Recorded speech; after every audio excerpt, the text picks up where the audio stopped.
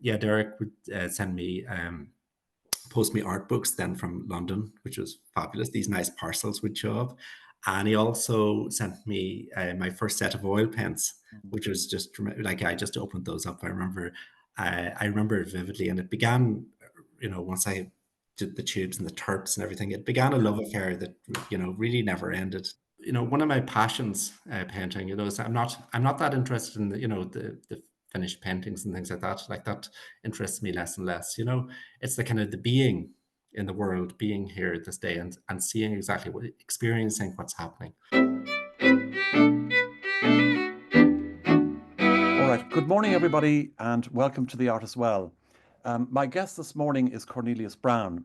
And Cornelius is a very different artist insofar as you won't find in a studio in his house or indeed elsewhere, because the studio is outdoors and exclusively outdoors. As in, there is nowhere in his house that you will find an easel or a wall where he's painting away.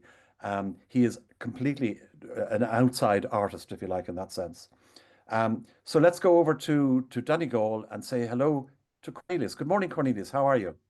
Good morning, Alan. It's a delight to be here. It's a lovely way to begin March.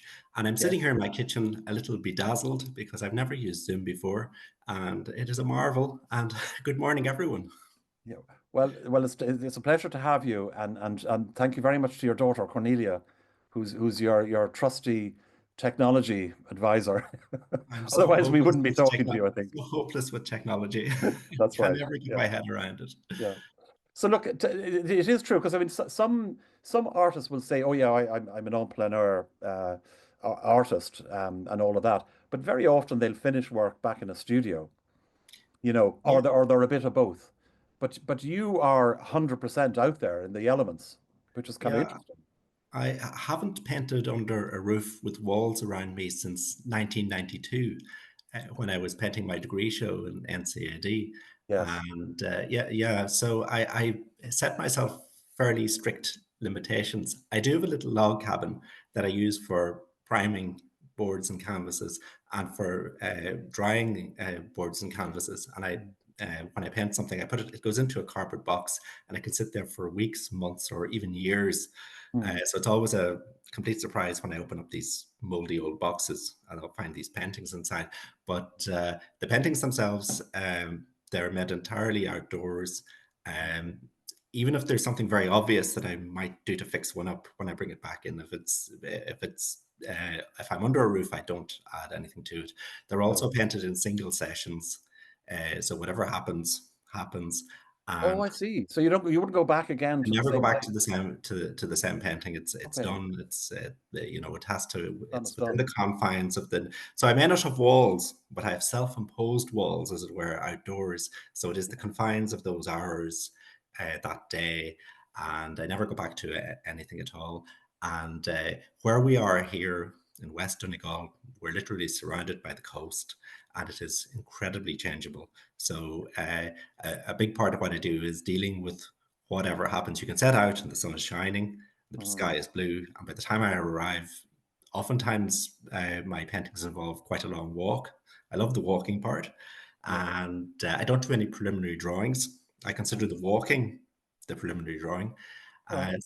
Yeah, these are so I deal with whatever happens, and I don't use any photographic reference for any paintings. There's no props as such. Sure. So it Yeah. is basically, yeah, I don't know what I never know what I'm going to paint. You know, That's I fantastic. It's a lovely approach. I kind of, and I don't even know what size. Like I tend to have some of my paintings they're about a meter long. Some of them are quite large. The others they would fit in the palm of your hand. So I always have about a dozen of these tiny, tiny little boards in my pockets. Uh, Mhm. and so again, I don't know until I arrive on the spot, and I don't even know where the spot is. It's just I keep walking until I'm somewhere, and usually it's somewhere I've been before. But Yeah. I come across paintbrushes that I left behind on other occasions. Mm. The paint hardened on the bristles, So And would you drive to a venue, or would you mainly walk? I mostly walk. Mostly, my studio essentially radiates from the front door about 2 kilometers in every direction, and I rarely leave 2 to 3 kilometers. Sometimes I do if I'm going to Murray Village. Yep. I will drive. It's about a minute and a half in the car because the equipment is quite heavy and I'm not getting any younger. But it's a short drive, and then usually within that I'll park the car and then I'll head off walking. I'll go head into the fields. I'll head along the coast. Again, I'm never sure where I'm going to set up, Mm. and yeah, yeah. So I just let it happen really, Mm. and And you paint in oils, which is probably yes. all the better because if it rains, I mean, how do you deal with things when it rains? Because you're there. Yeah, I actually used to think this was impossible to paint in the rain. It's actually really exciting. I paint in storms as well. I mean, sometimes I had like there'll be a weather alert in Pola. My wife would be saying, "You cannot go out in this," and it's tremendously exciting. Yes. Now those sessions again, the weather usually determines how long I'm out, what duration, what I do. Sometimes you can work yourself up into a bit of a storm yourself. And I might paint half a dozen paintings in the one go. Sometimes it's one that I spend more time on if the conditions are calmer. And let's say there's, I get a good spell. Like it's rare to get a rain-free day here, so it Yeah. is just something you have Yeah. to deal with. Yeah. Now, oil repels water, but quite often I have no idea. There's so much water down on a board or Mm. canvas that I have very, very little idea of what I'm bringing back. And again, I go through the ritual of it goes into the cardboard box and I forget about it. I'm on to the next painting and the And next. does it dry out successfully? It doesn't kind of interfere with. Again, it varies. Yeah. Sometimes there's paintings that look quite good, but they're quite badly pockmarked with I suppose the ghost of rain Yes. droplets and things like that.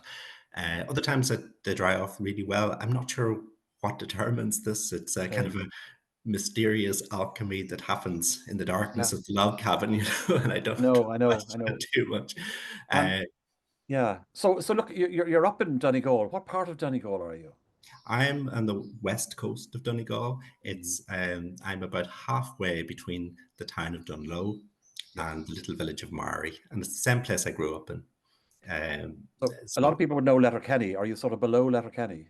Letterkenny's east Donegal, so it's about an hour's Mm. drive away. So I'm over on the other side Okay. completely. Uh, Yeah. whenever I go to Letterkenny, it seems like I'm kind of heading into civilization. It's a lot more rugged over here. The weather seems to be better over there too. Is it? Uh, Yeah. yeah, it's kind of oftentimes I leave the rain behind and head into the Kind of the protected by the coast. yeah.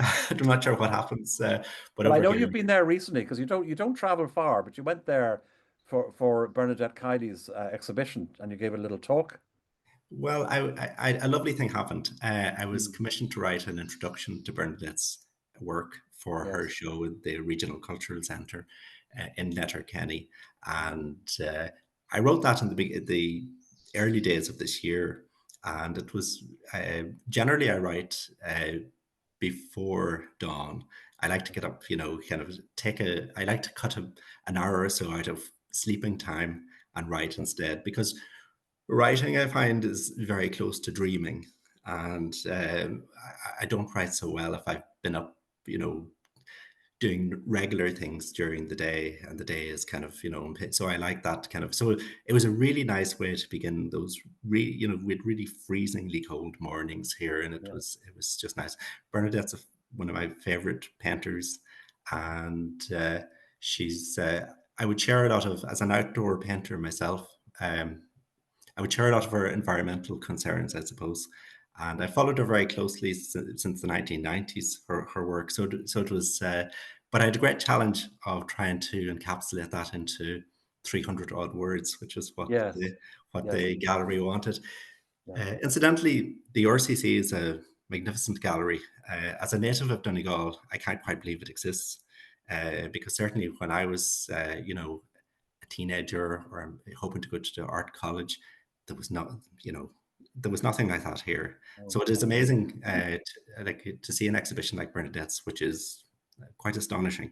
Yeah. And I urge anyone in visiting the Northwest, I think it runs until the 22nd of March, Does 22nd of and March, and it's called Rain and Ashes, isn't that right? ashes and rain. Ashes. And if you're anywhere near the the Northwest at all, I would urge you to go and see this exhibition because we seem to be reaching a critical moment with regards the environmental crisis, uh, and Bernadette thinks about this very deeply, and she paints about this very deeply. So it's quite a magnificent exhibition. So it was an honor to write about Yes. Bernadette's work. Now, And talk about writing because you do write as well. That wasn't a once off. no, no, No. I've actually always written. I don't see a great, there isn't a big dividing border between writing and painting for me. Mm, Since I was very, very young, I've written and painted, mm, and um, and in the past, when I was very, very young after art college, I published some short stories and poems and pieces of art writing as well. yeah. But then there was a huge, huge gap. I hadn't had anything in print for about 20 years when a lovely thing happened. Mm, Um, and uh, Joanne Laws, the editor of the Visual Artist news sheet, contacted me to write a one-off piece about yes. my work for the Visual Artist news sheet, which is published by, it's a wonderful publication. It's every 2 months, published Yeah. by Visual Artists Ireland. Mm, And I wasn't actually familiar with it at that time at all. But this was in 2019. And yeah, Joanne Laws really has changed my life. really. So, Yeah. so I would say that for a start, when I got to write this piece, and I thought it was just, a one off Mm, 650 words, uh, this voice appeared that I'd never heard before and it appeared on the page.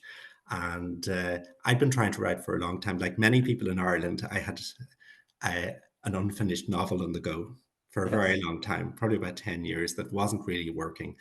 It's Mm, actually one of the things that makes Ireland so cherishable. There are so many people writing and there are so yeah. many people reading. Uh, but I sat down to write this little piece about my painting life, Mm, and the voice was just it just came, it was just there, and it felt like a voice from a cloud, and I was just trying to transcribe it. So Joanne was happy with the piece, and I was shocked and delighted when she asked me for a second piece, and again the voice was still there, mm, and I thought, this is lovely. This is really nice. yeah. And it honestly is one of the nicest things that's ever happened to me, because when you're trying to push writing for a long time and you're just not, it's not really working. It's kind of awful. Yes. But you sense there's something there that you're not quite reaching. And so this column now that I write for the van is 6 years old, uh, unbelievably, and I've written Yeah. about 33 of them. And the Mm, voice has grown, has been sustained, and it's grown a little louder. So I owe Joanne a huge debt of gratitude for that.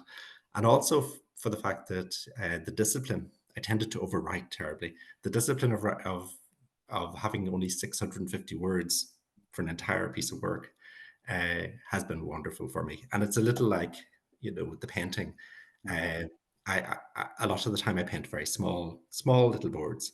mhm, And I always try to I really love the challenge of trying to get as much feeling as I possibly can into the smallest possible space.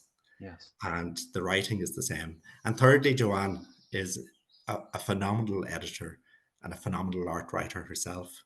And I've learned so much. Mm. I've literally been transformed.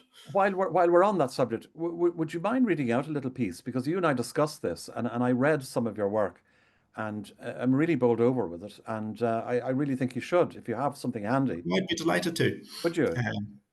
I actually have a little bunch of vans here of Have you? magazines. Well, Uh, pick your favorite one. Well, this is at the top. This is a recent one. This is from autumn of last year, Okay, and so I'll give this a twirl. I'll give it a trial. Yeah. Yeah. Um, so this column is called it's "The Composers in the Garden." Bring music were the first words I heard from my wife's lips. A stranger, Paula appeared on my doorstep one night in 1987 with her best friend, who I knew vaguely, to invite me to a Halloween party. Smog cloaked the Dublin streets. The bitter air stank. I ran back upstairs and grabbed a handful of cassettes. The seeds that grew into my series of paintings, A Garden a Stone's Throw from the Sea, had already been sown when curator Catherine Marshall contacted me. The invitation to show them as part of September's Cashel Arts Festival, however, spread sunlight over their growth. As she recovers from cancer, Paula has been healing the overgrown fields amid which we live with sympathetic gardening. She works with the wild, her passion being pollinators. Insects are starved by neatness, our mania for gentrification and order hastening their decline. Paula has created a wildlife haven, a heaven of birdsong. It is a sanctum also to her painter husband. Melodies of colour flow from Paula's begrimed fingers, timed to detonate months ahead. A leafy orchestration covering the year with fading beauty and fresh blossoms. Among my reasons for only painting outdoors lies a need to hear as well as see the landscape. Some of my paintings are not much larger than flower heads. I have always been drawn to the challenge of condensing as much feeling as I can into the smallest possible space. Catherine and I quickly realised that this made them ideal for Cashel. The unorthodox venue in the chapter house of the Church of Ireland Cathedral offers none of the roomy blankness associated with contemporary art. Catherine's photographs of bookcases and vitrines, which might be used in lieu of walls, caught under my sun hat like an old tune. One of my pleasures, listening to music, is tracing the journey of a single note in, let's say, a Bach fugue. Painting her garden, my eyes often follow the journey of one of Paula's pollinators. A bee buzzes past Anton Bruckner, born 200 years ago this year on the 4th of September 1824. His short sacred choral works, the beautiful motets, have always struck me as small devotional gardens. An evening moth guides Nicola Le Fanu through the trees.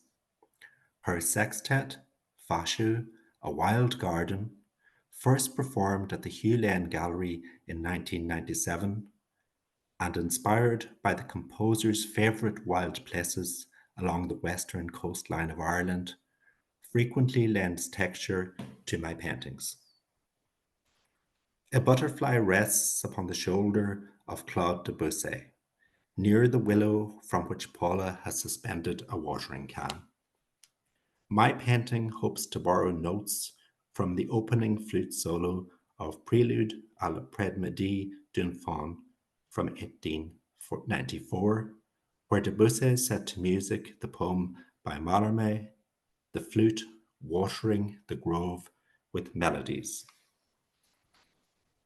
In late May, on the edge of her garden, mid-conversation, Paula collapsed.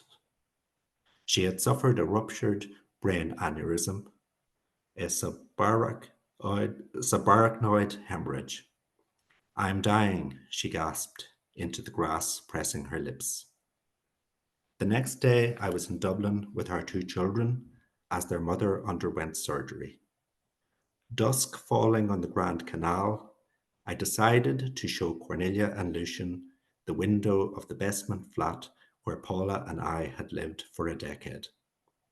Peering from the pavement, after our sleepless night and long journey, we barely registered the door opening or the man asking if he could help us. My garbled explanation led to an invitation inside to meet the man's wife and revisit the past. Our shabby home was unrecognizable under layers of gentrification. Only the concrete backyard, now bare, retained Paula's presence. This tiny space she had crammed with so many plants in terracotta pots that it took an entire lorry to move them to Donegal. Across 20 winters, the terracotta crumbled, freeing captives to spread luxuriously. Painting Paula's garden, I am among the leaves and blooms of our shared youth. Into my life, she has brought such music. That is absolutely beautiful, Cornelius. Oh, thank you. Yeah, fantastic. And you know, the thing is, and I wasn't sure you were going to read as much as you did, which I'm delighted you did, because it does give a lot of background to your current situation, you know, Yes, where Paula is recovering from that, and it involves a lot of time for you. You're effectively her carer at this stage. I'm a full-time carer. You are. I've actually been a full-time carer since 2016, Yes. because Paula was diagnosed with cancer when that year, and our children were very young. They were in Yes. primary school. Our son was 6, and our daughter 9. Yeah. So, uh, so I've been painting for 12 or 13 years now. I painted continuously as a child, but after finishing college, I didn't paint at all for 21 years.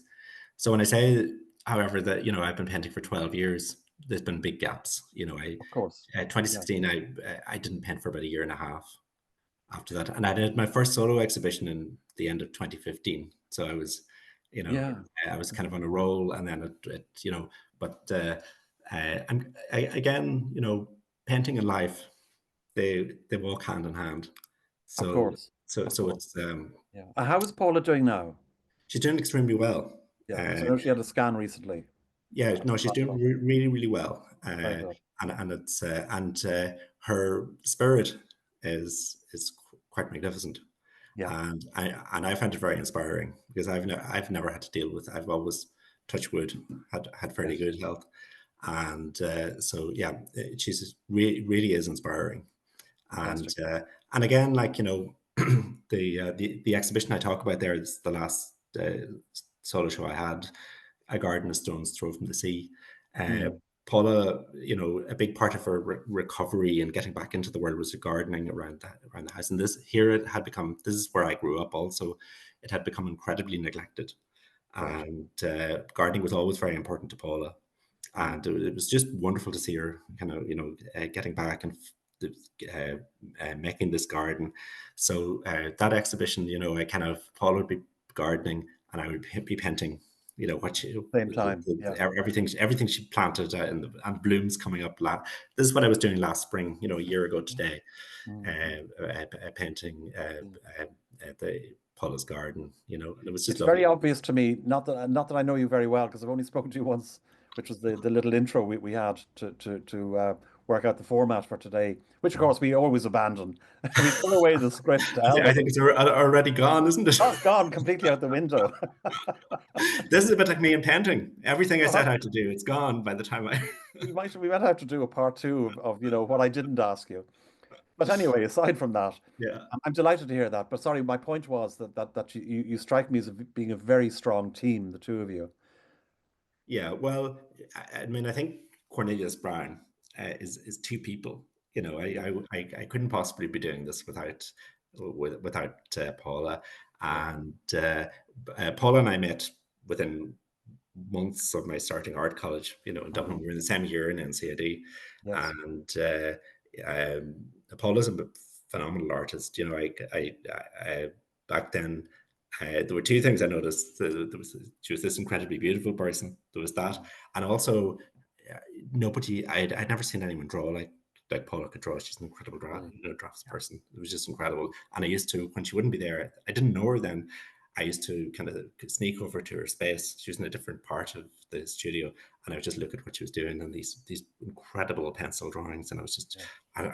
I would marvel over them, and then I would kind of scurry away before she might come back. We Yes. barely exchanged a word, but Mm. yeah, Paula, like it's and during the time that I wasn't painting, Paula always tried to nudge me back, and Was her experience of art college different to yours? Because I mean, again, another striking thing about your career is that you didn't paint, you didn't lift a paintbrush from the yeah, time you left art college. yeah, For how yeah, many years? 15? 21 years. 21. Yeah, yeah. Okay. Yeah, no, Apollo's her experience was quite similar. The only Mm, difference was Paula is a much more optimistic person than me, and she's got a greater spirit, and she's more courageous. So Paula had a studio within weeks of mm, finishing college, and she kept going, yes. and she would put into exhibitions right away. I think she was in 10 or HA annual shows when she was in her Okay. 20s, and I know she was in a couple of group shows in the Molesworth Gallery, lovely gallery in Yeah. Dublin. Yeah. So no, and Paula is, I'm sitting in our kitchen now, and she paints here in the kitchen. There's a little table in the center of the room, and the house is filled with paintings And does she paint under her maiden name? yes, yeah, Paula Corcoran. Corcoran. That's right. Corcoran, Corcoran. yeah, Yeah. yeah, Yeah. and yeah. But yeah, Paula's she kind of takes care of everything for me. She photographs my pictures. She's kind of I would never get around to it, and when I did start back painting, uh, I wanted, I didn't want to exhibit or anything. I wanted to, I was just looking for a hobby, really. I wasn't intending to exhibit anything. And there was, I think it was the second painting I made after 21 years. It was called Boat in November Gale. And it was one of those horrendous days. There was a weather warning or something like that. Mm, And there's this little white boat moored across the road, and I wanted to go over and see what it looked like with my, Paula thought I was insane heading out in this, the trees were trashing all over the place. And I went out. So I brought back the painting. I painted it in 20 minutes. I couldn't, I could literally, the easel was becoming uprooted from where I dug it into the ground. And Paula loved this little painting anyway. And there was a group show here in Donegal at the Glebe Gallery. It's an Easter show, yes. and Paula tried to get me to frame this painting and submit it to Mm, the gallery. I refused. I didn't want to spend €30 on a frame. yeah. So I won that battle, and the little painting sat on a bookcase for a year. Mm, The calendar goes around 12 months. The Easter is approaching again, the same group show, and Paula, she mounts another campaign, and this time I give in, yeah. and so it gets into this show, and I didn't go and see the show, Mm, but fortunately, uh, Paul McKenna from the McKenna Gallery in Oma oh did my, go yeah. and see the show, and he contacted me Yes. a couple of days later, asking, saying he liked my work and asking for Mhm. some paintings. And again, if it wasn't for Paula initially, and then Paul, Yeah. I wouldn't have, I probably definitely wouldn't have kept exhibiting, and I may not have kept painting either. Yeah. So and I've had a great relationship with Paul McKenna. It's a wonderful gallery, and I've been It there. is. It's It is. And he's a wonderful person too, and very supportive wonderful. artists Yeah, and all yeah, of that. tremendously supportive. He was exactly who the person I needed to meet at that moment. I know. It was literally just a wonderful thing to happen. And I had my first solo exhibition with Paul called Weathering, Mhm. exact 10 years ago this year in the autumn. And then Paula fell ill. And then I had another solo exhibition with Paul when I managed to get back to painting again, when Paula had come out of, well, it was a little over a year of treatment, and she was Yes, kind of getting back on her feet a little bit. And again, that was an equally wonderful experience. I So, know. and I have paintings there, and I always have paintings there in Paul's gallery. And again, if you're in the Northwest, go to the Regional Cultural Centre, preferably before March 22nd. But if you're anywhere near Oma, Mhm. this is an incredibly beautiful gallery. Paul has such a good eye. He has a Yeah. great eye. And Yes. there's so many great paintings at any given stage in the And gallery he represents, if that's the correct word, quite a number of artists, including a number that have been on the show here, like Robert Ryan, for instance. That's right, Robert Ryan. I actually can't believe I'm in such good company. there Yeah. a lot of the time. I pinch myself. Uh, it's a fabulous gallery, and he Yeah. has fabulous artists there, Mm, mm, and it's actually just a beautiful space. yeah. The first exhibition I had there, I mean, I was astonished. I'd never seen all my work, on the wall. Mhm. There's barely any light in my little log cabin, so I hadn't really seen them at all, really. So it was a Yeah. shock to go in and Yeah. see whatever 30 odd paintings on the wall at the Yes. same time, and um, I was also surprised at the feedback. That honestly, the opening that Saturday afternoon is one of the best days of my life. Uh, the feedback was tremendous, Mm. and also nearly everything had sold. And again, I was hoping one or two Yes. things I might know. I sell. know. So that was a lovely feeling. Yeah. Yeah. Now, as you said, you are a full-time carer, but which makes it even more extraordinary that you do the work you do. But it's very often at times that aren't very conventional. And I mentioned in one of my emails out that you're known to be painting outdoors in the middle of the night. Oh yeah, I do. I do. Mm, I mean, again, it's the thing of limitations and challenges. yeah. Uh, Now, sorry, can I um, just stop you there for a second? What I'm going to do is because I asked you, as I ask everyone, let's do a studio tour. But of course, your oh, studio is outdoors. And Paula very kindly went with you and filmed you in yeah, various locations over the past couple of days. So it's quite correct. quite Yeah. recent. But it lasts about 7 minutes. So I want you to kind of chat over Oh, uh, that'd be lovely. while Yeah. we show them. Okay? Oh, look at this. Well, this is my log cabin. I'm emerging from my log cabin, and the point that I would like to make with this is that the moment I step out, you can see how overgrown it is. I'm literally into the wild, and bits of thorns are scraping at me. Uh, it's this is it in winters. It's more overgrown in the summertime. So the moment I step out, everything is kind of crowding in around me. I'm in the wild, and I feel I'm stepping out of being my normal self. This is Mari Beach, and I've painted here. The first time I would painted here, I'd have been about 6 years old, 50 years ago, and I think I'm painting Charman House there, which is a local landmark. And again, I've painted it countless times. It's in so many paintings, and the house dates from I think the early years of the 19th century, and again, what I love about painting on the beach is that, and this day is true of the tide is coming in this day, and again I've got to hurry, and oftentimes it's when the water laps at me that I have to move, and when I have to move, that means I have to start another painting if I've got a little bit more time. So again, is it that I never think of myself as making paintings of the landscape. I'm making paintings with the landscape. So this is I've gone up on a height, and the beach is down below me, and I'm painting out towards Iron Moor there, and again usually I'd have parked the car in the down by the beach by the Barry Centre, and I will walk up the hill, and again just that feeling of going uphill, it kind of works its way into your bones. And you really feel that height, you've actually just walked it. And again, you wouldn't have that in the studio. You're on a flat floor. Yes. This is looking at down on the beach, looking at the others from the other direction, and up here, that's the signal tower in Mari, and that was built in about 1802, and that's in so many of my paintings. Again, covering 50 years, and these signal towers they were built during the Napoleonic Wars, and each tower could be seen by the next tower all the way along the coast, All and they right. could send signals to one another, and I love that idea. Yes. We had a little bit of snow. This is my lane, and you can see it's very rutted and it's in bad condition.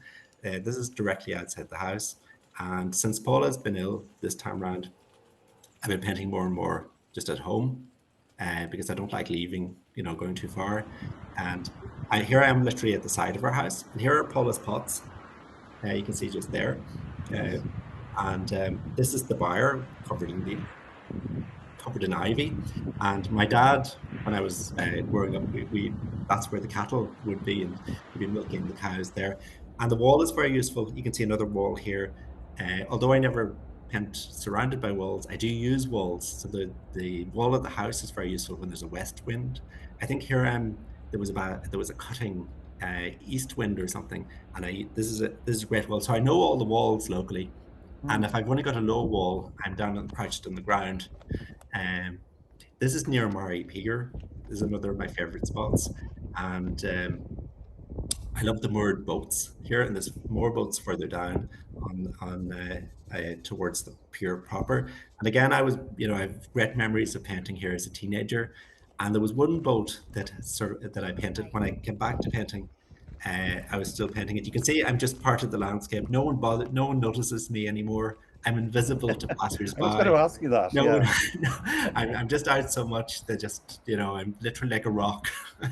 But you do get a few tourists, don't you, in the There summer? was yeah, and the tourists actually do find me kind of Yeah. a bit more interesting than the locals. I was painting once, and I turned around, and there were surrounding me. There was a semicircle of 19 French women, a walking tour, and they'd been watching me. They said for the past 15 minutes, and I was completely oblivious. So Yes. this is facing directly out to sea, and again, this is Murray Village, and you can see the beach there. The village is very, very small. And again, I've only got a small wall here, but that wind is picking up from the west. And again, sometimes that wind, I'm out in much worse than this, obviously. Uh, it's difficult. I love it when it's difficult to make any mark at all, and the board is whacking. And I'm just kind of holding the brush, so you get these kind of spots and spludges, and they're wonderful. You're just jabbing at the Mm. thing. Yeah. Walking is very important. Here I am off strolling again. The last show I did, The Garden of Stone's Throw from the Sea, every garden painting at home had a sea painting companion. So I would walk across the road after making a garden painting and paint something at the sea. And I thought of the walk is part of the artwork. It's all the Yeah. same to me. Mm. I'm painting a little clay uh, birdhouse, bird bottle. Mhm. And you can see here, I'm not even sure if landscape is the right word for what I do. I think it's more like environment is probably a better word, because I'm constantly the trees here are filled with birds, and the song kind of filters through into what I'm doing. I often find if I'm at the sea and I'm listening to gulls, I find the picture is a bit rawer than the sweeter sounds of the birds. But then when you're out for a while, we're going in closer here, you do become more confined within just what you're painting. It kind of Right. it comes down. It becomes more kind of. I suppose you could just get cozy after an hour in that spot, and the rest of the world kind of vanishes, and you're just Yeah. in that little thicket. And this is Sure. just outside the house, but you can see again how overgrown it is. So, which is great, and the bird song is just beautiful. It's And this hear the robin there, and I have a robin outside competing with it. tapestry. Yes.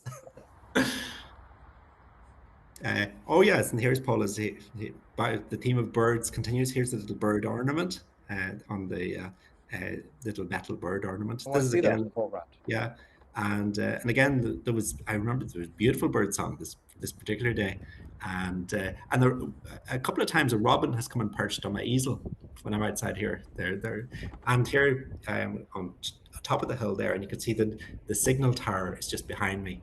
And because Yes. I don't do any preliminary drawing, I've used that tower quite often as just a mark, and I work out from it.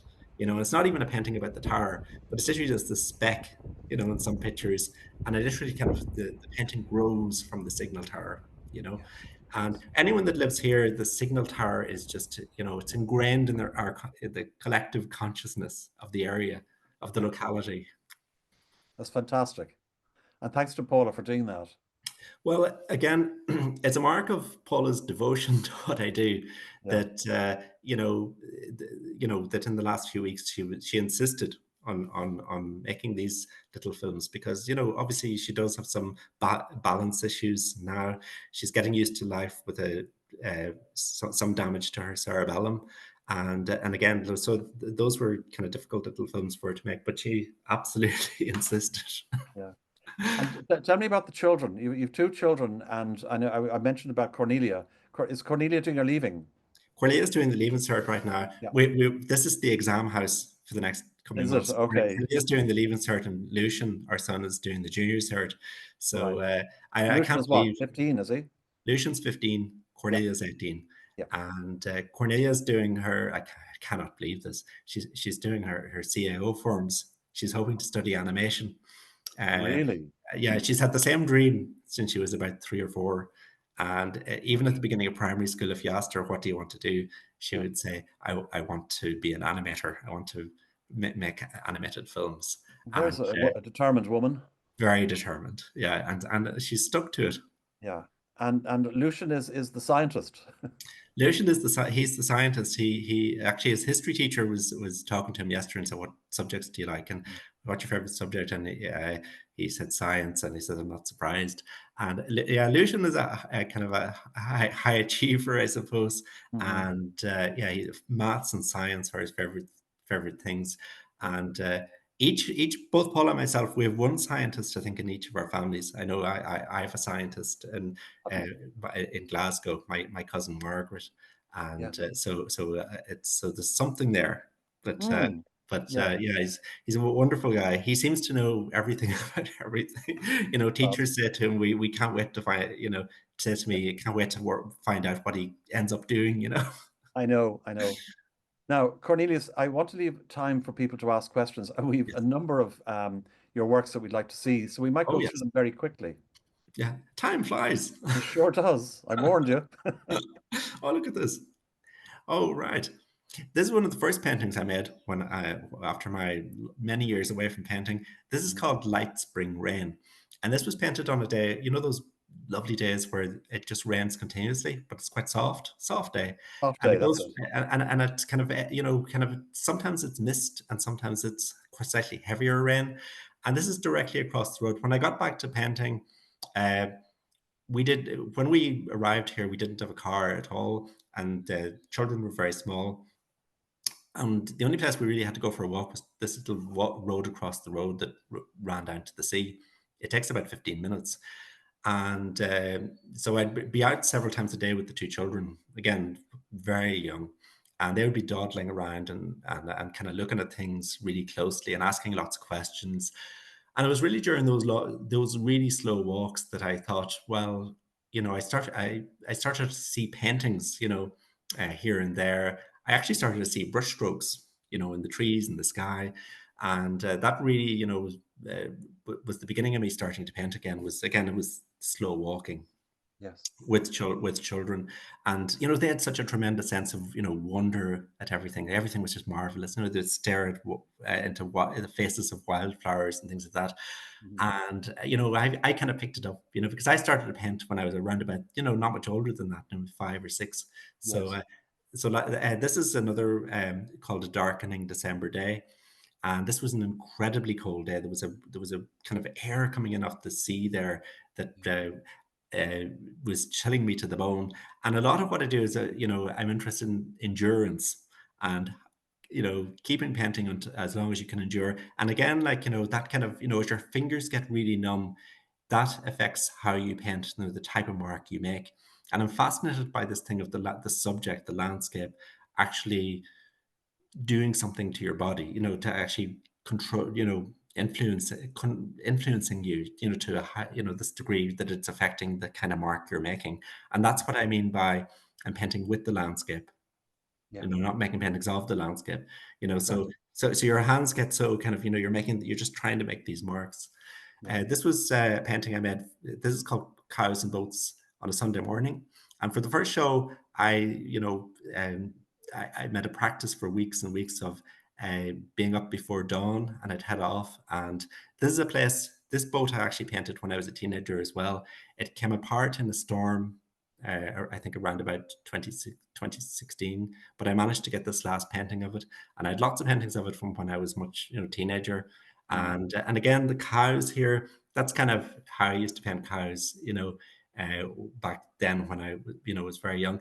Oftentimes I think what I'm doing now, it's this kind of, dialogue with myself, young, 40 odd years ago. We're in the same fields, we're Yes. walking the same tracks, we're painting the same things, so it's, um, that's a big part of what I'm doing now. It's just Yeah. this is called Checking Lobster Pots on a Snowy Morning, and this was a freezing cold day in January a few years ago. I'd actually painted another picture. I was there at the dawn again. I painted a picture, and then these two guys came along in a boat, and I couldn't fit them into the painting I was doing, but I thought I have to get them down, so I painted this really, really fast. And I shouted out to them, "What are you doing?" And they just shouted back, "Checking pots." So I assume it's lobster pots.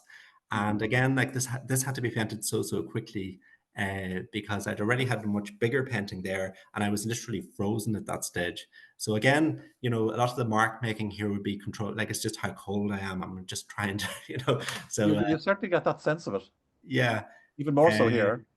so this is there's three paintings now of, Mm. of boats, Mm. and now the thing of it is, this is called Black Boat, and the thing of it is, all of these boats are just regular little boats moored Mm. at Murray Harbour, and on a calm day, this is a storm boat. On a calm day, these boats are kind of fairly nondescript. These were painted in really stormy conditions, where again I have very little control over what I'm doing. And what I find fascinating is this is called rain boat. This was painted in incredibly heavy rain. It was pouring. And again, it seems to me these simple, humble little boats painted in these conditions, again, it's the weather painting with me or painting over me. They become kind of mythic. They take on this something that they don't have in normal life at all.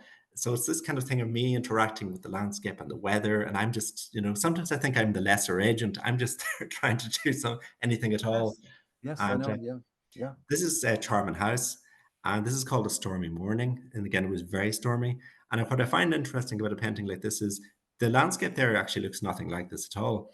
The land goes on much further, and the house isn't quite so on top of the sea. But because it was so stormy, again, I'm just trying to make anything at all. The turpentines flying into my face. I can't keep the easel steady. I'm just trying to make, plaster these marks down that it takes on an entirely different character. Like the place itself looks nothing like this, but trying to paint in these conditions, this is what you get. And again, like this was a complete surprise to me when I took it out of the cardboard box after about 3 months. I was stunned by it, And again, there is, again, this is the landscape becoming unmoored, you know, Yeah. by the wind and by my trying to paint there.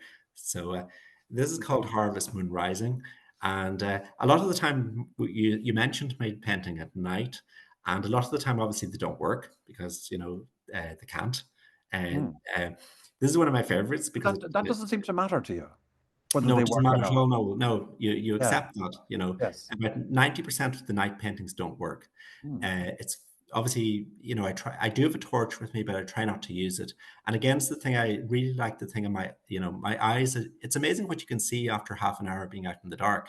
Your Yeah. eyes completely adjust.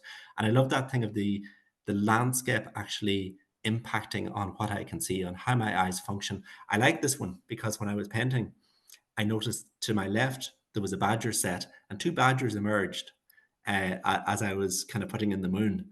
Mm. And again, what I thought about that was it's amazing how creaturely you become when you're trying to paint at night and when you're trying to avoid being sucked into, a sinkhole or Yeah. tumbling into a ditch. And I do have a lot of falls and scrapes, in these conditions, but you are there with the creatures of the night, and Yes. this is a slightly more controlled night picture. This is Paula's garden. This was and this is literally just this is the lake I grew up next to. But there's a Is that the second view light. from the house? Is it? This is one of the views from one side of the house. Yeah. Yeah, but the Beautiful. thing this is called what is it called? This is called full moon over Full potted moon over garden. potted something. Yeah, potted garden. Now there's a second light source here, and it's actually our bedroom window light. I kept it on, so that is kind of shining onto the pots. Yes. And I'm literally just outside the house, and I'm actually just noticing now that I'm looking at this that the trees either side look a little like curtains, and I hadn't Mm. noticed that before. Yeah. Uh, and again, these nice things happen because I'm literally was very aware that I'm working by the kind of intimacy of Mm. our bedroom light Yeah. and the moon rising into the sky as well. So you've got the moonlight and that reflection of the moon onto the lake. So again, it was these competing, Mm. this is the buyer that you might have saw in the clip, and some of Paula's terracotta garden. Mm-hmm. And this buyer, I feel I've been looking at it all my life, and the ivy has grown and grown, and just that, it's the level of intimacy you can have with an old building. Uh, it's, I suppose this is part of the reason, I never paint beyond the 2 to 3 kilometers. It's kind of uh, the kind of stored knowledge. I can't imagine painting anything that I haven't, seen 100 times, 1,000 times, or that I haven't painted it 50 times, 100 times. And it was just a joy painting Paula's But it's going to be garden. different every time, isn't it? Sorry? It's going to be different every time, even Well, though it's different it every might be the day you go same out. spot. It's a different, like, even just something in the, like, they seem kind of, controlled in the pots, I know. but they change so fast. I always like to paint a painting on New Year's morning. So this Mhm. is white boat on New Year's morning, All and right. it's the same boat. It's still there about 10 years later as the Mhm. boat in Light Spring Rain, the first one we looked at there. Yep. And again, this was a bitterly cold morning, and so the house looks completely different because I didn't. I was too cold to put the little porch at the front end, and I like these things, uh, Yes. that I kind of changed the architecture and I changed the Yeah. tree the trees, and they just kind of so I'm not really recording what the place looks like at all, You're uh, recording the feeling, the the feeling atmosphere, of it, everything. the feeling Yeah. of it, yeah. Yeah. uh, Now this is from this year. This is called what is this Morning called? snow. Morning Snow. Yeah. So I like to, I'm interested in the thing of time. And I think that, the three elements I work with are oil paint, which I love, weather, and increasingly as I get older, time.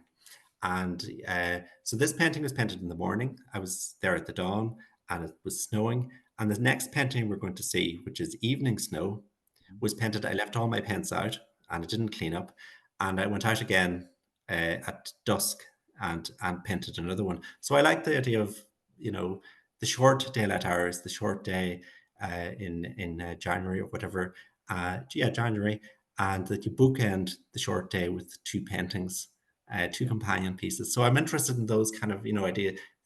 I'm always working at time scales, Hmm.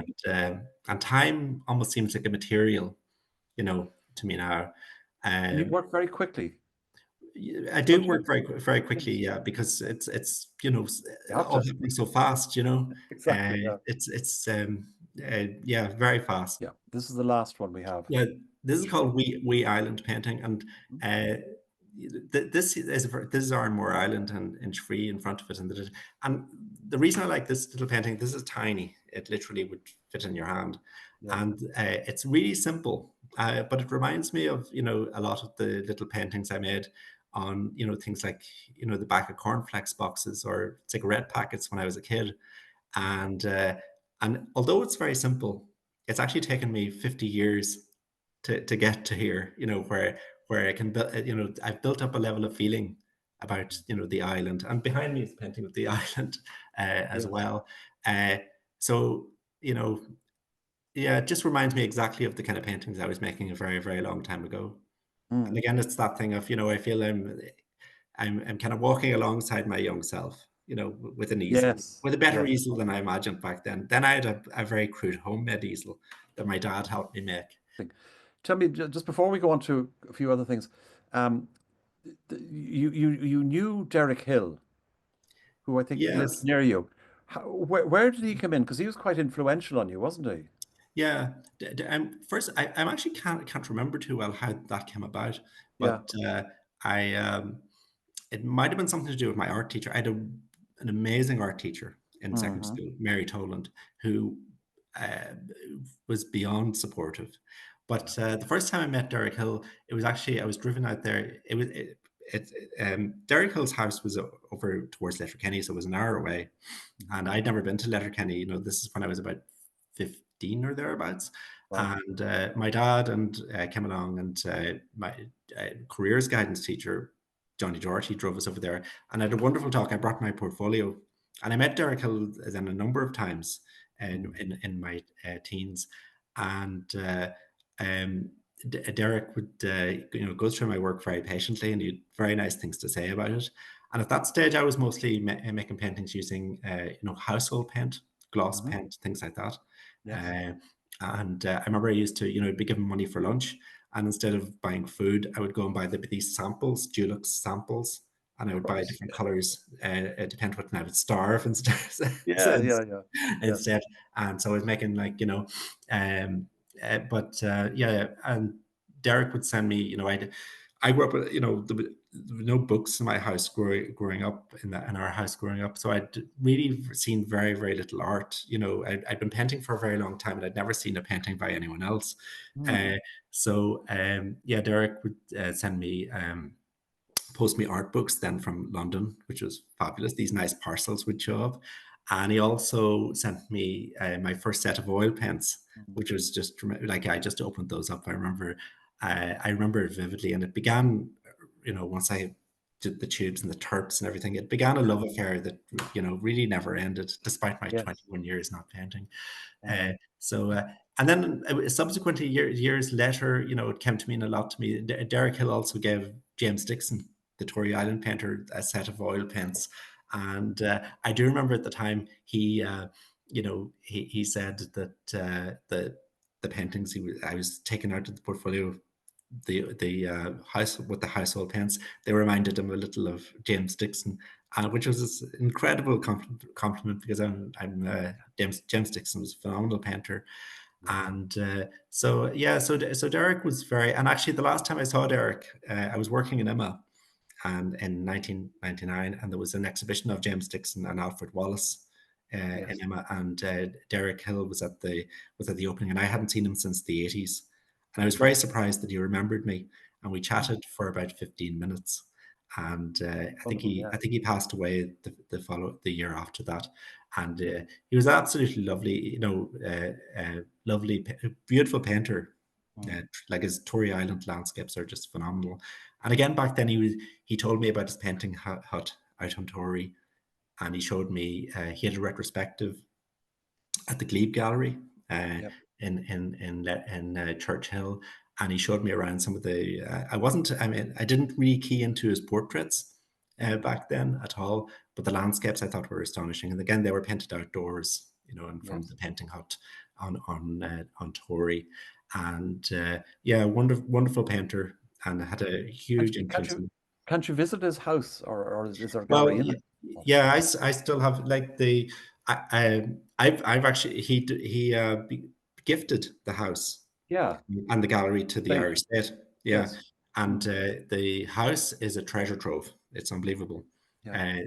And again, my first time in the house, seeing the collection there, Derek actually was showing me around, so I was very privileged. But there's guided tours of the house now, and the Really. collection is quite astonishing, and the wonderful. Everyone there is wonderful. And I actually have an ongoing relationship with the Glebe because I've been teaching plein air workshops there since 2016, Oh, and really? they're just wonderful every Yeah. summer. Yeah. Um, Now the house is being restored at the moment, Hmm. so I think, as far as I know, it'll be opening again in about a year's time. Okay. But again, it's well worth a visit here. Yeah, it sounds it. Sounds it. And the kitchen in Mm. Glebe House is one of my favorite spaces in the world. Mm. And um, Why is the that? last time in Glebe House, the kitchen Yeah. and Yeah. and over the fireplace, I think it is. There's a beautiful painting by Alfred Wallace, Death Ship. And the last time I was there, Mm. I was just overcome by it. My eyes literally filled with tears. And then to my right was one of my favorite paintings of all time. It's James Dixon's West End Village, Mhm. Tory. I think it's from about 1958, and it's Okay. that astonishing painting. Some people describe it as the bird's eye view of Tory. So you're from the air, or Oh, God's eye view. Yet the yeah. houses, you're not seeing the rooftops. You're seeing the flattened faces of the houses and the All right. Atlantic surge coming down. And it's an extraordinary image, Yes. and just the Yes. brushwork and is just incredible. But that exhibition, Alfred Wallace and James Dixon in Emma, that was one of, I hadn't painted then in about, I graduated in 1992, so that was 1999. But that was one of the first, that was a kind of a stepping stone back to painting, although I didn't realize it at the time. Yeah. I visited that exhibition every day for the 3 or 4 months it was on, and both painters really worked their way under my skin, Alfred Wallace and James Dixon, both Yeah. so-called primitive painters. That's And right. Yes. yeah, Yes. and I suppose like I would differ, a lot of plein air painters, they might, I know people that love the impressionists or Mm. even slightly more academic Yeah. types of painting. But I suppose my reference points would be more, I suppose naive art, Yeah. folk art, primitive art, things like that. Outsider. Outsider. Outsider That's the art, other yeah, word. Yeah. yeah. Yeah. Okay. Yeah. All right. Listen, we're going to go on to some Q&As. I'm going to read out some of the written ones. Desmond says, I always enjoy Cornelius's articles in the VAI magazine, beautifully written, and they are. Diane McGee, that was wonderful, Cornelius. Thank you. Margie Dunn, beautiful beach scene. Pamela Debris, how does he keep the paintings attached to the boards? And how does he keep the easel from blowing away? There's a good practical question now. That's good. That's a very good question. Well, I You answer that. hammer, you hammer the legs in, do you? You push the legs into the ground. That's very Yeah. important. Yeah, and the things themselves. I mean, they often blow off. The the things. My paintings are a bit grubby. Uh, they will often have bits of mud and stuff on them. And sometimes I find, like, a lot of paintings I go and see, I'm amazed by how clean they are. And I remember in NCAD, they were always saying you should watch your lines, keep your lines clean, Mm, uh, keep your colors clean. And that meant nothing to me. That I just couldn't understand this. mm. So my paintings are fairly grubby. Okay. Uh, Marion says, I'm not surprised that a robin would rest on your easel, Cornelius. Such a beautiful person. Thank you for sharing. Best wishes. oh, thanks so much. Um, HMD Global Nokia. Hi, Con. Obviously knows you. Great to hear about your art practice. May I ask if your unfathomable commitment to painting in all weathers affects the outcome? Are the brushstrokes more determined in storms? Is there a release in completing a work, especially in difficult conditions? E, signed E. Do you know who that is? Doesn't matter. Um, over to Yeah, you. absolutely. Uh, Mm, you know, uh, um, in college, the last time I painted indoors, you're kind of you're in control. So mm, you kind of, there's a kind of a luxury in that, and you kind of you can be very consistent. I have no consistency whatsoever. It's all over the place. I do mm. feel often I'm the lesser agent. The world Yeah. is bigger than me, although my world is very small here. Literally, it's kind of a parish mentality. Mm, uh, but I've always loved that thing that Patrick Kavanagh once said: "To know fully one field is a lifetime's experience."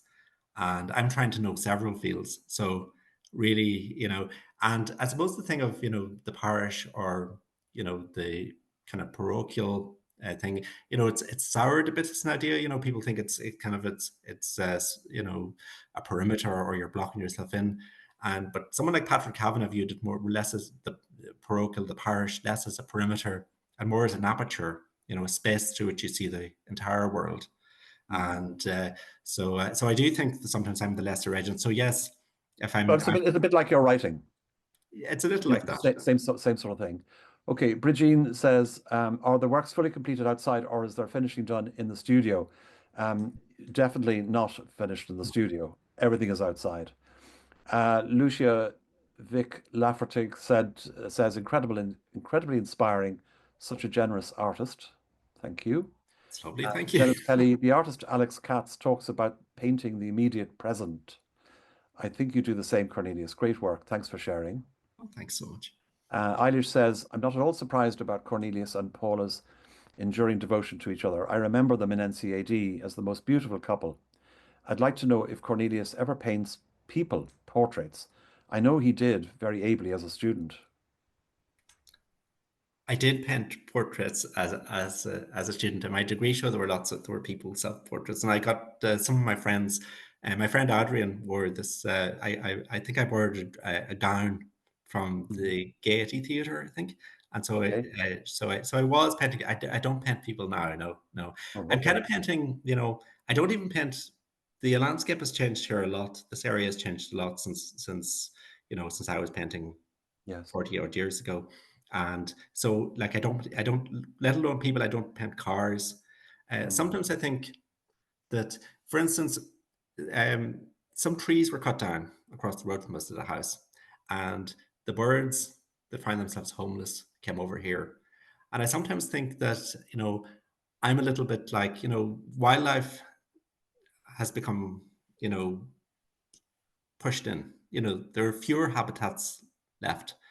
Yeah. And I'm kind of like, I feel a little like those wild birds, those wild animals. I'm trying to find these spaces that are still left. I'm looking for the same wild spaces.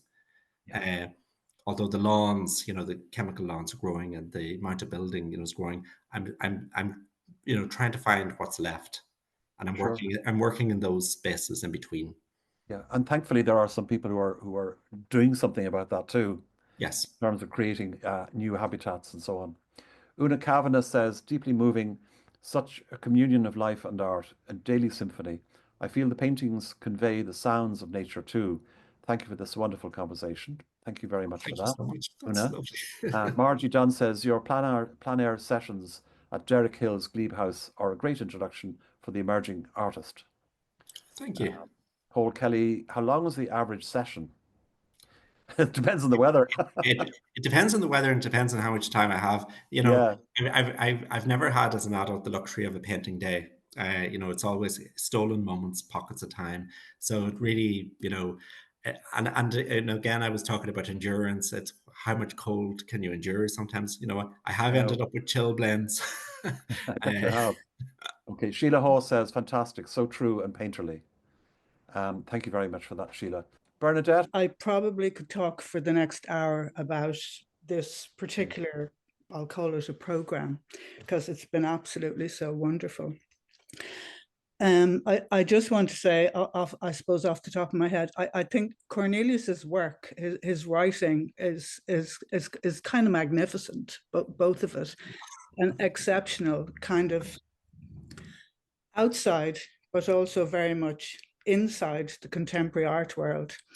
And I mean, we probably, a lot of artists we see a lot of talks, conversations, symposiums, coming together of people to think about how we can live well in the future in the face of climate change, environmental decay. And I think Cornelius is an artist for the future. And I actually think this program, I'm calling it a program, should be shown in all the art colleges because so many art students are kind of in search of this way of life and actually don't know it because they're young, they're 20 or 18 or whatever. And Yes. the world has become such a consumerist and capitalist world that a lot of us absolutely loathe. That, as I just said, that's how I see it. I think Cornelius is an artist of the present and for the future. Thank you so much. It's been absolute pleasure, and it always is, to hear Cornelius speak and to see his wonderful paintings, of which I have one hanging on my wall. And his writing is so exceptional and so heartfelt. And if I'd urge anybody who hasn't come across his columns in the VAI magazine to join it, even if just to read Cornelius's columns, because they're so affecting. Thank you. Thank you so much. Cornelius. Thank you. Well, thank you, Bernadette. I'm a little overwhelmed. I feel about it. I can't thank you enough. Those are such beautiful words. Thank you. You've done my confidence no end of good. You're welcome. It's true. Could I say something, Yep. Brandy? I did write it, but it doesn't seem to be coming up. No.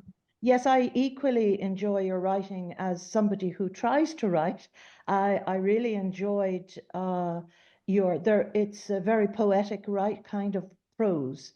But I also love your paintings because to me, they are a real example of how we perceive the world using all of the senses. And I liked your expression of slow walking and I pick by implication slow looking. And the other point was that even though you paint in a completely different way, your painting or your approach reminds me somewhat of Cézanne with his repeated painting of the mountain near his studio. So in the sense that you repeat the same view that you've seen through all different weathers and times. So thank you very much. I really enjoyed this interview. Thank you, Alan, and thank you, Cornelius. Oh, thank you so much for such lovely words. That's very generous of you. Thank you. I really appreciate that. Thank you very much, Brenda. And no, your message did not come up on the chat, so I'm glad you came in and said that. Okay, anybody else like to make a comment before we go? The second, Bernadette's idea of the students in college seeing Cornelius's way he works. I think it's vital. I work like Cornelius, out and about all the time, and I find, there's no computers, no photographs, nothing like that. And I think we need to go back to that way of feeling everything, all the senses, feeling. You're just incredible, Cornelius. I'm lost for words. And well done, Bernadette. You articulated exactly what I feel about his work. Thanks, Carol.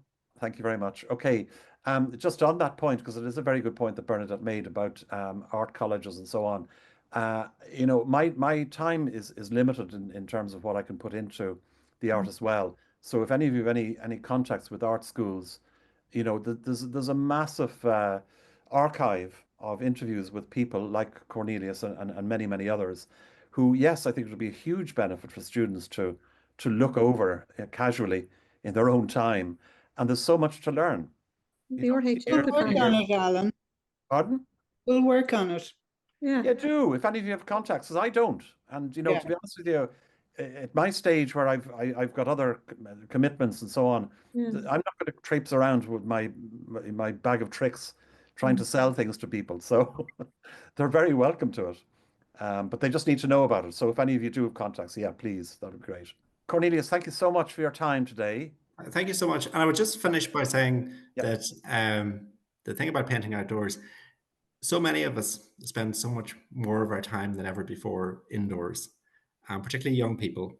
And I saw one survey from a couple of years ago from the UK that found alarmingly that a large percentage of UK children now spend less time outdoors than prisoners held in UK prisons. And the alarming thing about this is that I think with the environment, with the world, with our beautiful world, there's an amnesia that sets in where each generation feels that the world as it is when they arrive is the world, and it's not. The world that I painted 40 years ago is radically different to the world I'm painting now. And I mentioned it's mentioned in the article I read at the beginning of this, the pollinators and the bees. And I have the bee buzzing past Anton Bruckner. And imagine how many bumblebees, when Bruckner was alive and writing, how many bumblebees filled his ear space. Astonishing. Even the decline since I've been painting 12 years ago, the decline in the bumblebee is astonishing. It's remarkable. So the soundscape that accompanies me as I paint has changed dramatically. And I do think that we kind of, we cover more width of the planet now, like I rarely leave, the 5 kilometers, I don't fly. I've never driven outside Donegal. So, people spread themselves very thin now and notice so much less. And we're in danger of not seeing, not appreciating what we're on the brink of losing. So I do think that, one of my passions, painting, is I'm not that interested in the finished paintings and things like that. Like that interests me less and less. It's the kind of the being in the world, being here this day and seeing exactly experiencing what's happening. What's going on. It's just a kind of a it seems just an important thing to do right now, and more so since I decided to paint again when I was on those slow walks with my children. It was really having children, knowing that I would be my life would be extended into a future that I would not be here to see myself. That made me more keenly aware, and that's why Bernadette's exhibition. It filled my head, 3 weeks ago when I saw it, because again, I think it would be lovely, wonderful to see more artists engage with what's happening in the fields, in the meadows, those shrinking meadows, Sure. amongst those shrinking bee populations, So I would just say that, that, Yeah. and it's good for, uh, you know, all the artists I love have a place. Bernadette, she, paints from her front door. And I say in my little essay, she moves within a brushstroke from the parish to the planet. And again, all the artists, that have meant a lot to me over the years: James Dixon out on Tory, Alfred Wallace in St. Ives, Joan Erdley in the streets of Glasgow, and out in Cataline up in the northeast coast of Scotland, Sheila Fell in the mining towns of Cumbria. All those artists have a place, and Absolutely. and my place is here. It's the Yes. three Well, you're kilometers, well rooted there. and so I from my place, I say thank you all for watching and listening, and thank you, Alan, for having me here on The Art as Well. I really appreciate it. Thank you so much. Oh, it was a delight. Thank you very much. Really appreciate you. Oh, you're getting a round of applause. You just can't hear it, but I can see it. I'm not surprised. Listen, thank you all for joining us this morning. I hope you enjoyed it. As always, there's another one coming up, but I mentioned earlier in the year that artists are people who are passionate about their projects, and it isn't always somebody that puts paint on a canvas. And the person that we're going to be talking to next Saturday, she is somebody who has rediscovered the art of storytelling in a very practical way. And it's quite an interesting thing. So completely different to what we normally see. And I want to kind of infuse that with a bit of spice every so often, that we have, people in different fields, completely different fields, but who are extremely passionate about their subject and are artists in their own right, without a doubt. So join me next Saturday. I'll tell you who the person is on Wednesday, as usual. And I look forward to seeing you then. And again, thank you so much for being with us this morning. Cheerio, everyone. Bye bye.